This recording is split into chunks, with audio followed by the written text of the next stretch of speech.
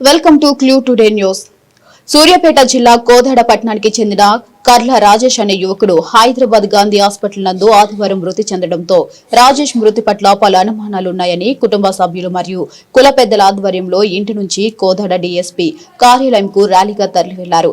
ఈ నేపథ్యంలో CM relief fund నగదు విషయంలో తన కుమారుని ఈ నెల 4వ తారీఖున చిలుకూరు పోలీస్ స్టేషన్ కు తీసుకువెళ్లి 8వ తారీఖున కేసు చేసి హుజూర్నాబాద్ జైలుకు పంపించారని, అనంతరం వైద్యం కోసం హుజూర్నగర్ గవర్నమెంట్ హాస్పిటల్ కి మరియు గాంధీ హాస్పిటల్ కి తరలించి తన కుమారుడి ఆదివారం శవంగా అప్పగించారని మృతుడు తల్లి ఆవేదన వ్యక్తం చేశారు. తన కుమారుడి రాజేష్ మృతి పట్ల సమగ్ర విచారణ జరిపి అధికారులపై చర్యలు తీసుకోవాలని, అలాగే తన కుటుంబాన్ని పోషించే తన పెద్ద కొడుకే లేకపోవడంతో తన కుటుంబం రోడ్డున పడిపోయిందని, ఈ క్రమంలో తన కుటుంబాన్ని ఆదుకోవాలని కోదాడ డీఎస్పీని మరియు కోదాడ ఆర్డీఓని కోరగా కోదాడ ఆర్డీఓ మాట్లాడుతూ రాజేష్ మృతి చాలా బాధాకరమని, రాజేష్ కుటుంబానికి ఒక డబుల్ బెడ్రూమ్ ఇల్లు, కోదాడ మున్సిపాలిటీలో ఒక ఉద్యోగం వచ్చేలాగా, అలాగే కొంత ఆర్థిక సాయం చేసే విధంగా జిల్లా కలెక్టర్ తో మాట్లాడతామని ఈ సందర్భంగా తెలిపారు. అనంతరం కోదాడ కాంగ్రెస్ పార్టీ నాయకులు ఎర్నేని వెంకటరత్నం బాబు 50,000 రూపాయలను రాజేష్ కుటుంబానికి ఆర్థిక సాయం ప్రకటించారు.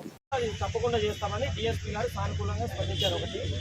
అయితే ప్రస్తుతం ఈ కుటుంబ పరిస్థితి బాగలేదు, ఒకడే సంపాదించే వ్యక్తి చనిపోయింది కాబట్టి దాని మీద తక్షణ న్యాయంగా మనం ఏదైతే ఎక్స్గ్రేషియా ప్రకటించాలని చెప్పినామో, ఒక ఇల్లు ఒక ఉద్యోగము ఎక్స్గ్రేషియా ప్రకటించాలని చెప్పినామో దాని మీద కలెక్టర్ గారితో మాట్లాడి మీకు చెబుతాము, 10 నిమిషాలు వెయిట్ చేయండి అని చెప్పారు. మళ్ళీ సార్ చెప్పేంత వరకు బయట సామరస్యంగా పోలీసు వారికి ఎటువంటి ఇబ్బంది కలిగించకుండా వాళ్ళు మనకు సహకరిస్తున్నారు కాబట్టి మనం కూడా వాళ్ళకి సహకరించుకుంటూ వారు ఏం చెప్తారో దాని మీద వెయిట్ చేద్దాం. ఈరోజు ఆదివారం తెల్లవారుజామున కోదాడ పట్టణానికి చెందిన కర్ల రాజేష్ అనేటువంటి దళిత యువకుడు మృతికి నిరసనగా ఈరోజు అతని కుటుంబానికి న్యాయం జరగాలనేటువంటి ఉద్దేశంతో ఆమె మృతుడి తల్లిగారు మరియు అదేవిధంగా కుటుంబ సభ్యుల సమేతంగా డిఎస్పీ గారిని కలిసి ఈరోజు బాధ్యులైనటువంటి అధికారులపై నిర్లక్ష్యత వహించి ఎవరైతే కర్ల రాజేష్ అనే యువకుడి మృతికి కారణమయ్యారో ఆ యువకుడి మృతికి కారణమైనటువంటి ఎవరైతే మేము అనుమానిస్తున్నామో, తల్లిగారు అనుమానిస్తున్నారో ఆ అనుమానితులైనటువంటి అధికారులందరిపై నిర్లక్ష్యం వహించిన జైలు సూపరింటెండెంట్తో పాటు పోలీస్ అధికారులతో పాటు ఎవరైతే అధికారులు ఉన్నారో వాళ్ళందరిపై విచారణ జరిపి న్యాయం చేయాలని డిఎస్పీ గారికి వినతిపత్రం ఇవ్వడం జరిగింది. దాంతోపాటు తక్షణ సాయంగా కుటుంబానికి న్యాయం చేయాలని గౌరవ ఆర్డీఓ గారికి కూడా చెప్పడం జరిగింది.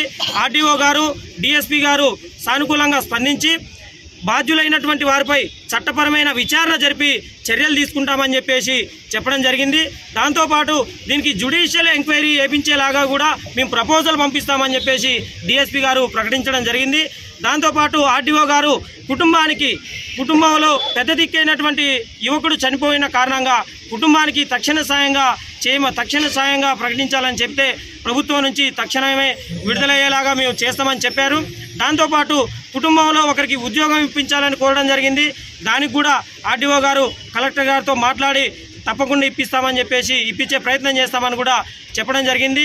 ఇల్లు లేనటువంటి పరిస్థితి ఉన్న కారణంగా ఇంటిని కూడా ఇప్పిస్తామని చెప్పేసి ఇప్పించే ప్రయత్నం కూడా 100% చేసి ఇప్పించి బాధిత కుటుంబానికి 100% న్యాయం చేస్తామని చెప్పేసి ఆర్డీఓ గారు ప్రకటించడం జరిగింది. 5వ తారీఖు ఇంటికి తీసుకొచ్చారు.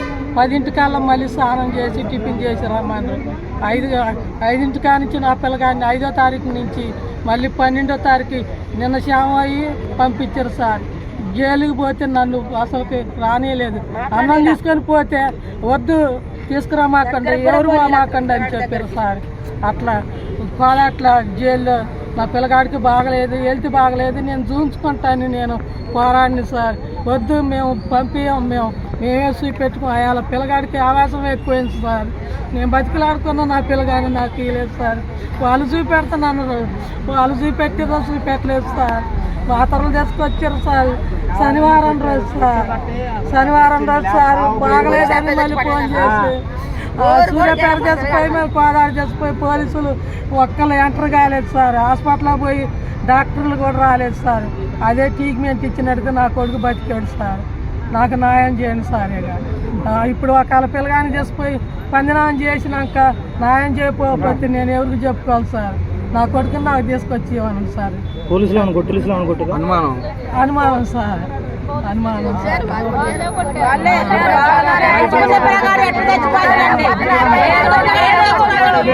మరి ఒక నిర్ణయానికి రావడం జరిగింది.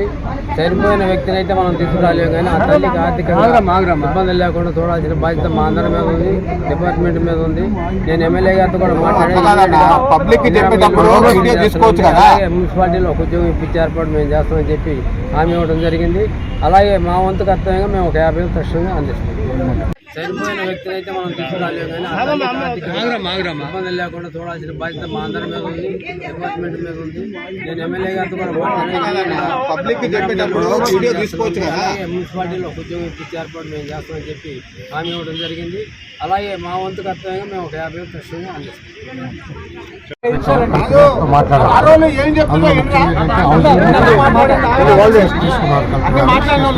పంపించి దాన్ని శాంక్షన్ చేసి ఏర్పాటు చేస్తాము. రెండోది అంటే ఆర్థిక సాయం సంబంధించి బాబు గారు పంపించారు. అది అదేవిధంగా మున్సిపాలిటీలో జాబ్ గురించి కూడా బాబు గారు ఎమ్మెల్యే గారితో మాట్లాడి అక్కడ చూస్తాం. ఈ 2 ఇష్యూస్ బాబు గారు. ఈ ఇందిరమ్మ ఇల్లు గురించి అయితే మాత్రం కొత్త వరకు రిక్వెస్ట్ పెట్టి తర్వాత దీని మీద క్షుణ్ణంగా ఎంక్వైరీ కూడా జరుగుతుంది. దాంట్లో మెజిస్ట్రేట్ ఎంక్వైరీ జరుగుతుంది, తర్వాత పోలీస్ ఎంక్వైరీ కూడా జరుగుతుంది. దానికి కొంత టైం పడుతుంది. ఆ ఫైండింగ్స్ని బట్టి తర్వాత వాళ్ళకి ఏమైనా ప్రభుత్వ పరంగా ఏమైనా ఎలక్షన్ మనం కన్ఫర్మ్ చేయకూడదు కదా. ఎంక్వైరీ డిఎస్పీ గారు కూడా ఎంక్వైరీ చేస్తారు.